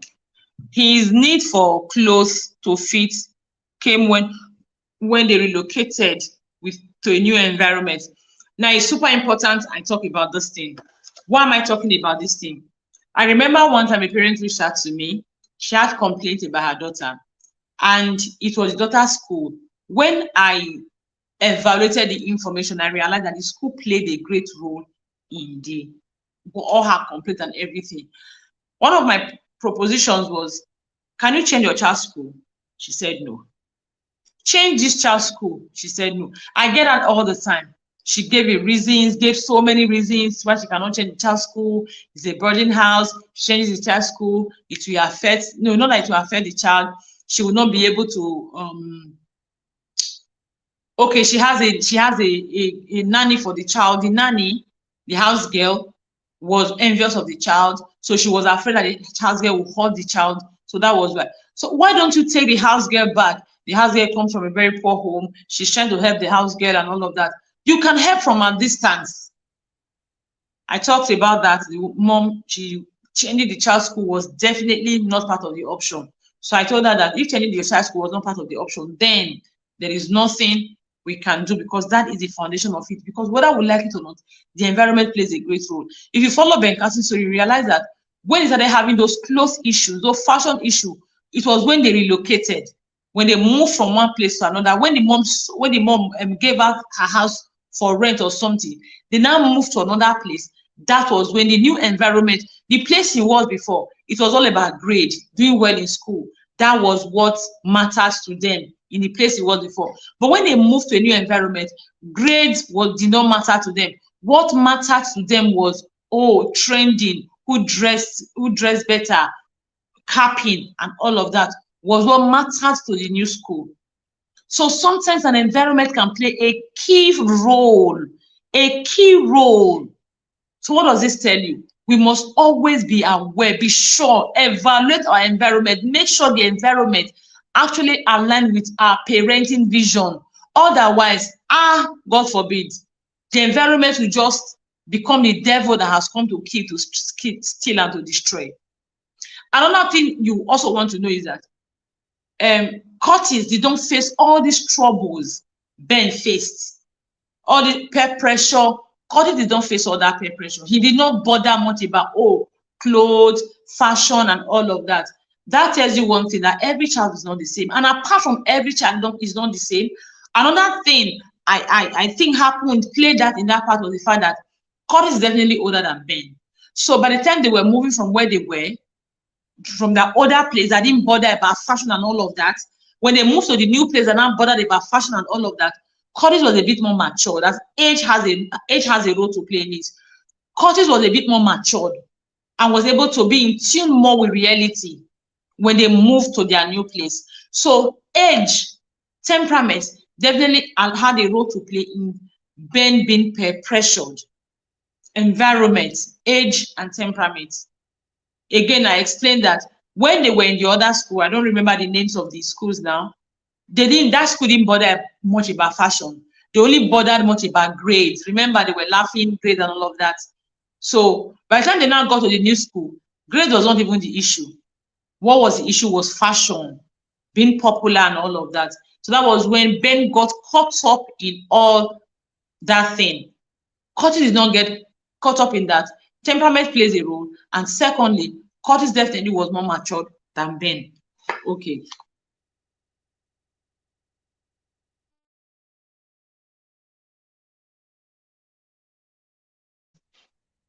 Okay, so let's go on. He was embarrassed about the food stamps. Hi, this one is for children. This one is for children. He was embarrassed by food stamps. You know, because of their situation, they will get food stamps, just like tickets to get free food from the government or from NGOs or charity organizations. When they get that free food, they will take the stamp, go to the supermarket and buy food. So Ben was always embarrassed. So each time he went to the supermarket and he saw someone, he would just pretend to be doing something else so that they would not feel embarrassed that they were eating free food. But what he did not realize is that everyone, his friends, people, they were all doing the same thing. He didn't know that. Now, this is where I talk about teachable moments for our children. How did you know that? How did you eventually find out that they were doing something? Okay, this is why we talk about teachable moments for our children. Because if the mom had taken time to teach these things to him, he wouldn't have felt embarrassed. He will just know that the more will make him think, common sense, everyone around. How many of you, how many parents here have the big plenty money? Everybody relies on food stamps once in a while.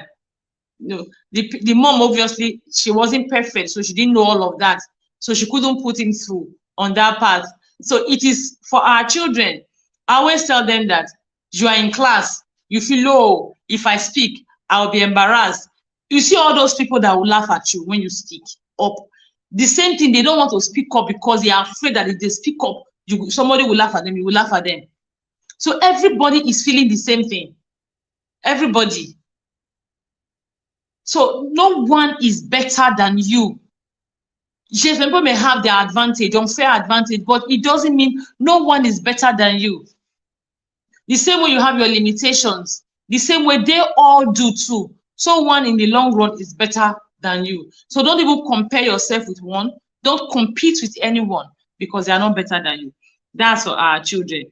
So his grades dropped. He got back from school late just because his grades dropped. You know, when he joined the pair group, when he started thinking about clothes and all of that, when they went to the other place, his grades dropped.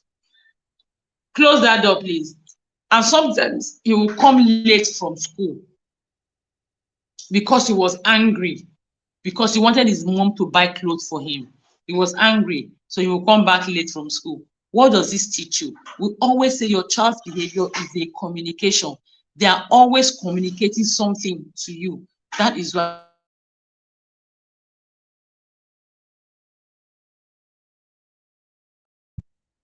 So that is why your child's behavior is a communication to you.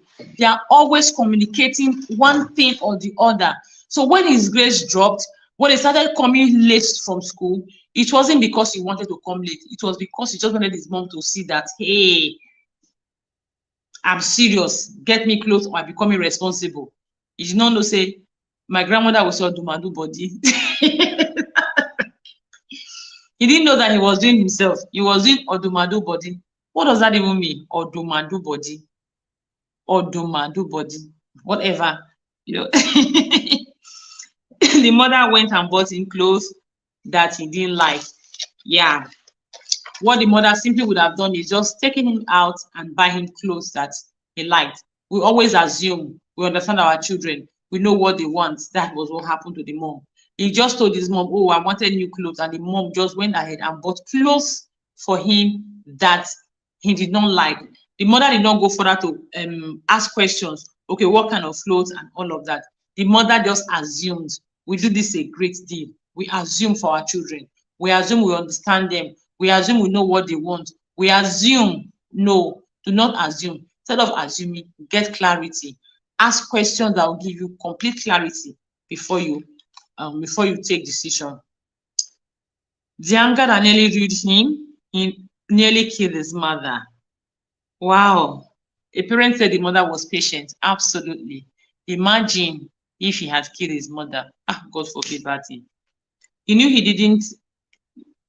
he didn't work on his anger, he wouldn't. Okay. I think I'm almost done with the mom's lessons because mom's lessons. I think I'm almost done. As they grew older, mother got them new. Okay, I'm almost done with the mom's lessons because the mother and the lessons we got from this mother, they make is it a quarter? Less than a quarter of the book. So the other books are just his general experiences, his relationship with people, his relationship with his work, even his wife and all of that. The book is really rich. It's a book everybody must read. He knew if he didn't work on his anger, yes, he wouldn't become the doctor he dreamt of. That's what I tell my children. We all have weaknesses. Your weaknesses are the devil's strategy to sabotage you. Devil's strategy to make you not achieve your purpose. If you do not work on your weaknesses, you will be sabotaged. So Ben knew that if he didn't work on his anger, imagine he almost pushed his mother. Imagine, kids have experience every day. Okay. I also saw this part. I think I've talked about this before. I'll talk about it. Imagine the anger. You see that part, that anger that he almost killed his friend. The previous anger, he punched his friend His mom was aware of that because his mom was caught by the school. The one where him and his friend, they went to camp or something like that, that he threw a knife that hit the buckle of the friend's belt, that almost killed his friend. There was no record that he told his mom about it. He just went inside this bathtub and he was crying and telling God to take away his anger from him. So because the anger could ruin him. Now, there is something about that part. If he did not tell his mom, it's also a confirmation that our children go through a lot of things every day. A lot. So many they don't tell us. So you see your child, sometimes you just feel, oh, these children are stubborn, these children are lazy, these children are ungrateful. No, they have a lot on their minds. They have a lot of things they also go through every day. It is why building relationship with them is not negotiable. It is why being able to access their world is not even negotiable. It's not. And one other thing Ben did, when he was in the bathtub, he was praying and all of that. He talked about how he was able to overcome his anger. According to him, he prayed and that was it. But something in that particular part, something I read about that part showed me it was not just that he prayed. He constantly renewed his mind. He told himself that he would read the Bible every day after that, after if his anger was gone or something. And he has read the Bible every day. Simply means he did not just pray and stop. He constantly renewed his mind, constantly, every single day. So he will read the Bible, study it, and that will last him for 24 minutes and hours. To take him for another 24 hours. Then the following day, he will renew his mind again. That takes him for another 24 hours. He will renew his mind again. I said to my teenagers in church that you are going out every day. You don't plan to meet some of the things you meet, hear some of the things you hear. You don't plan for them, but they just happen. One of the things you can do to yourself is to constantly renew your mind. You come back, you read the Bible. If you feel you don't want to read the Bible, listen to a podcast that strengthens you. Read a book that strengthens you. Something that a child asks me, a teenager asks me when to calm that. How do I, if everybody around me is talking about money, yahoo, and hook up, what do I do to make sure I don't, because those seeds can come and grow even when you don't want them to grow. What do I do to make sure that those seeds don't grow in me? And I told her one thing, to constantly renew your mind. You know, you have a vision. You find out people who are living your vision already. Put them on a playlist. Listen to them. You come back every day. You renew your mind. That was the thing Ben Carson did. He renewed his mind every single day. So him just praying against anger for that day, I'm not sure that was what helped him. Renew his mind every single day. Take him to. So I want us to do this as parents and also for our children. Like my children, when we have not created our vision board because we are not in a hurry. I have a lot of things I want to put into it. I talked about he also gets God involved. Yes, thank you so much, man. That's what I just said. Reviewing his mind. I love the way he looks up to God. Absolutely. He looks up to God because yes, there is God. You know. So like for my children's, okay, maybe I'll finish my son's own, my 9-year-old. I was trying to wrap it up for him because they have their own. Okay, I showed you a while ago. They have their own. He described his future all by himself. So after describing it, he put it. If you look at it, it's handwritten. He has glued it to his board.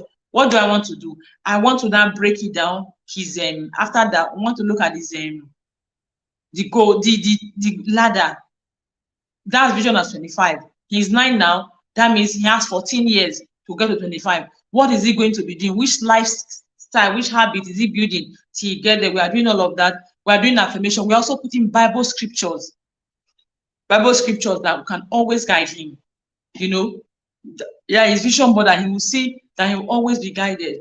And one other thing I'm going to do is I am going to also create Bible passages that will help them renew their spirit, something they can always stand upon the word of God and get the power they need to keep forging ahead. That is it. So renewal of spirit.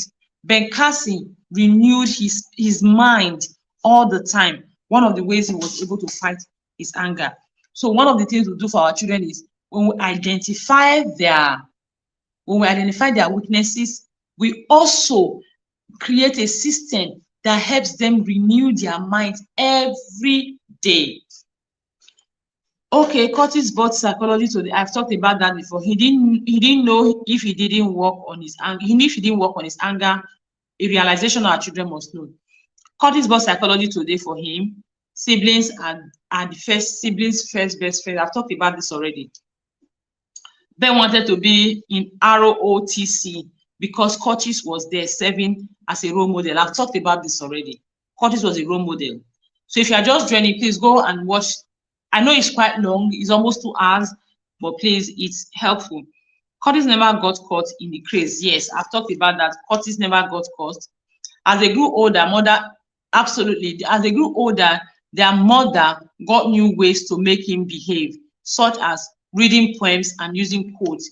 She read the poem, "You have yourself to blame." So, when children grow older, we are going to change our strategy. You are not going to follow the same strategy. When they are older, when they are younger, you can just give orders. When they are older, you start talking, having them understand why. We dare be stubborn about it. Oh my God, this evening, my son. What happened was, I had a ring light before I was using. So the ring light got spot, but the head of the ring light, I was using it for my microphone. So because the ring light has gotten spot, I wanted to remove that particular head. Unfortunately, I couldn't remove it. So this evening I said I had removed it. So I said, okay, good, let me collect it. And he was giving me, he's 14, he was even crying, giving me 1,000,001 reasons why he wanted that thing. I wanted it because I would need it someday. So let me keep it.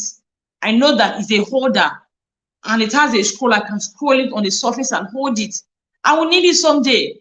Nah, he was even crying, Sometimes they can be super stubborn, but you cannot follow what you follow. It is why as a parent, as your children grow older, you self will grow older. Because you cannot follow your teenager the way you follow your tatters. Okay, so the mom knew that, and the mom did not, the mom learned different ways to reach them. She followed them with the poem, followed them with poems and quotes. You have yourself to blame. It is your life, it is your decision, it is your choice. Whatever you do with it, it is your life. The mother followed them with that. Then setting goals to contest. Okay, setting goals to contest for the TV academic contest was also made him study when children have goals, goals motivate anyone. He had a goal, that was his own personal motivation. He had a goal, he watched a TV program and he wanted to. And you guess what? When he started excelling in school, even the 2 programs the mom asked them to watch, he wasn't watching them for play again. He became a self-leader. He became motivated. He was now watching one educational program and one regular program, all by himself. It was in the educational program. He saw contest for something. He wanted to go in for it. It was the same educational program he was watching that he learned between, Yale and Harvard, Yale University and Harvard University, that he now said, okay, we'll go for Yale because the students there, they were better. They answered more questions. He felt, okay, Yale will stretch him. His mom did not tell him what this particular program, but because he was improving in school, he now had a desire to do better. He was using every means around to make himself better. He took advantage of technology, television, like we tell our teenagers in church. Take advantage. You have phones. What are you doing with your phones? Pressing, going on TikTok. They don't add to you. Look for something. Find what will add value to you. Ben Carson demonstrated that. The only 2 programs they were allowed to watch a week, one was actually educational. And it was from that one he learned a lot of things. Let's go on. So when he had to make a college choice, it was tough.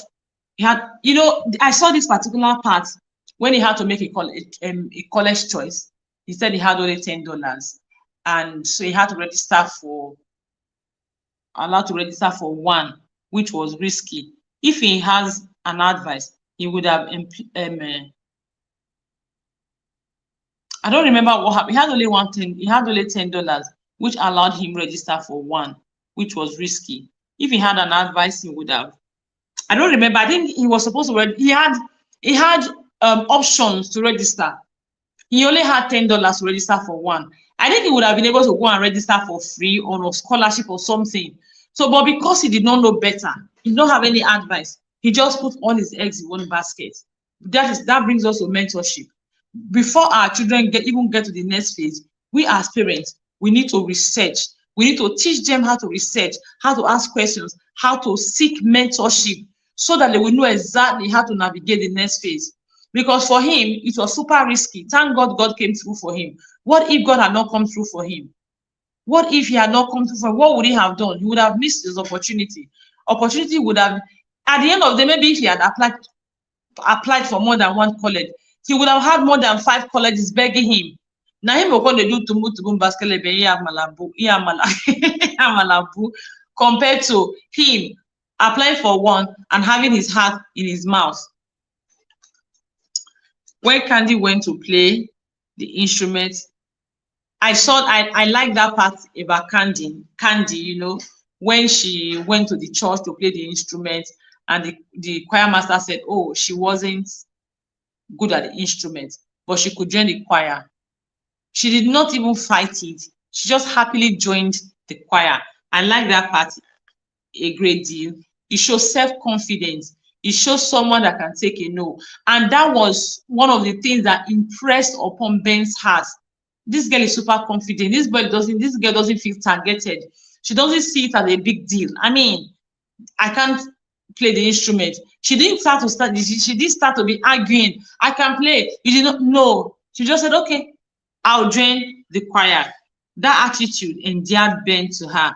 Teach your child this. Yes. The next one is when Ben walked in the trash. Oh my. Okay, we are 2 hours done. I want to encourage you at this point because I can go on and will not finish this book. Ben Carson's different testimonies about being broke. Yes, God coming through for him. We saw the testimonies, different ones of how he was broke. The one where he saw the $10 bill on the ground. Is it $10, $1 bill on the floor? The other one when he was so broke and the lecturer came and played a prank on them and gave him money. He talked about how God works for us as children, as his children. So this is one of the things we should teach our children. God works. God works. I strongly believe that God works. It's one of the things we should teach our children. Another thing is no knowledge is a waste. I also always tell my children, even in school, that you see, you being here today and listening to me, it is part of your purpose, or it is part of your life story. You don't know where this will come handy. You don't even know when it will sabotage you. You may think, I bet what is the big deal? No, because God deliberately orchestrated it. God deliberately planned it because it is important. It's an important part of your life. You don't know when each time I see things, people talk about, oh, how something just happened to them and the thing was what they now fell back to. I always share it with my children. I always share it with them. There was one I was listening to one day when you get talking about how she studied geography in school, how she went for a beauty pageant, and at the end of the day, when they were asking that question, she was just answering. They were like surprised. She now told them it's because of her knowledge of geography. Maybe when she was in school, she may not have thought that she would ever need that knowledge, but eventually it came handy. It came to save her. The same thing Ben Carson. Remember when his brother was listening to classical music? He thought, what is classical music? Initially, he didn't like it, but after a while, he started to like it. And he believed that when he was accepted into, where is that part again? John Hopkins. Yes, he believed that was one, because the man, the medical director, the professor that interviewed him rather, was the one that put in a word for him, kind of insisted that this guy is good. He would have interviewed a lot of people. But at some point, they just clicked. The man talked about music, and Ben was just all over the place. Oh, know about the music. He was talking about the music also. So that thing just kind of endeared the man. You know, we're talking about unfair advantage. That's one of the unfair advantages of Ben. He got that because he may have been equally qualified as other people. The X factor. I say to my children, there is always an X factor, because sometimes 100 people can be qualified. What stands you out is that X factor. Look for that X factor. Find the X and add it to your CV. Find that advantage that will make it unfair for you and add it to the CV. Because you are not just the only person. You are not the only person in the world now. You are not the only person seeking opportunity.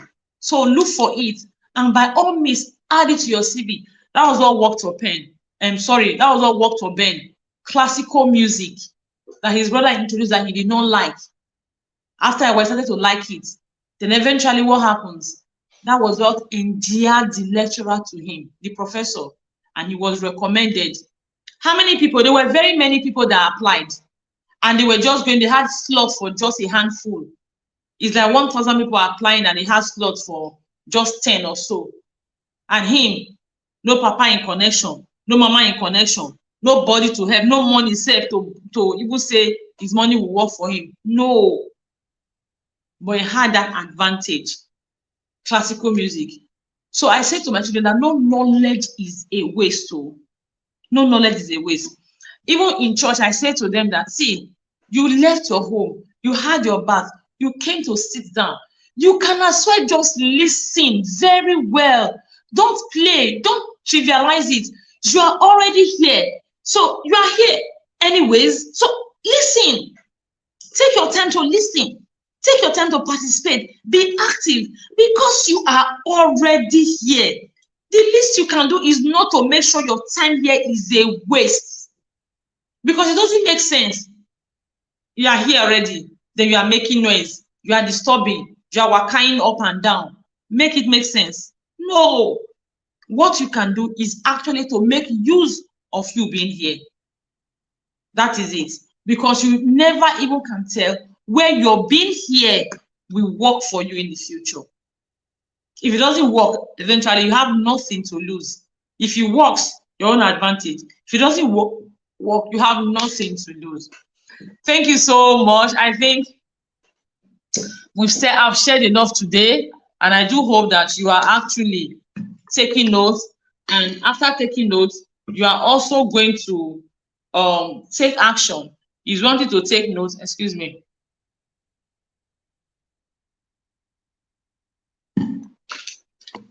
He's wanting to take notes. It's another thing to take action. Taking notes is not going to make a difference in your life if you don't take action. So I encourage you to take action. And if you're in the Visionary Parent Academy, we'll continue with this conversation tomorrow. If you're not in the Visionary Parent Academy, please send us a message and join the academy. I promise you, it is very transformational, it is very empowering, and it will make a lot of difference in your parenting. Thank you so much. Thank you. Next month, starting tomorrow, next month, we are going to have our book review, another book review. And yes, hopefully our studio is better, and we actually can have more people join us, so that we can have it in form of a conversation and not just me doing the talking. Thank you so much for joining. Have a fantastic good night rest. Bye-bye.